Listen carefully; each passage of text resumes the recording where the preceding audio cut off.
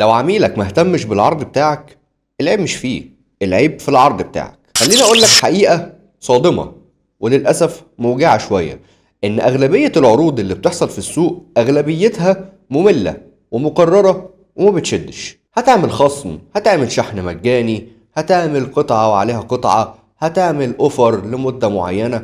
كل الكلام ده الناس بقت ما بتتشدش ليه وبقت حافظاه. علشان تعمل عرض فعلا ما يتفوتش وعميلك يمسك فيه، لازم يكون العرض ده فيه 3 حاجات. اول حاجة لازم يكون فيه قيمة واضحة، لازم العميل يحس ان هو هياخد حاجة ذات قيمة، ولو ما خدش العرض ده هتروح عليه وهتفوته. تاني حاجة يكون ليها تايم معين، مش عرض مفتوح، علشان العميل يحس ان هو لو ملحقش العرض هيفوت عليه حاجة كبيرة ومهمة ومش هيعرف يعوضها تاني. تالت حاجة لازم يكون في سبب يثق فيك، لازم يكون في تجارب عملاء سابقين اشتروا منك، ولازم تثبت له ان المنتج او الخدمة بتاعتك فعلا هو محتاجها. فعلشان كده دايما بنقول ان العميل مش بيشتري المنتج، العميل بيشتري احساسه ان هو فعلا كسب. فلو عرضك عادي الناس هتشوفه وهتعديه، لكن لو معمول بطريقة ذكية تأكد تماما ان هو هيكسبك وهيفرقع.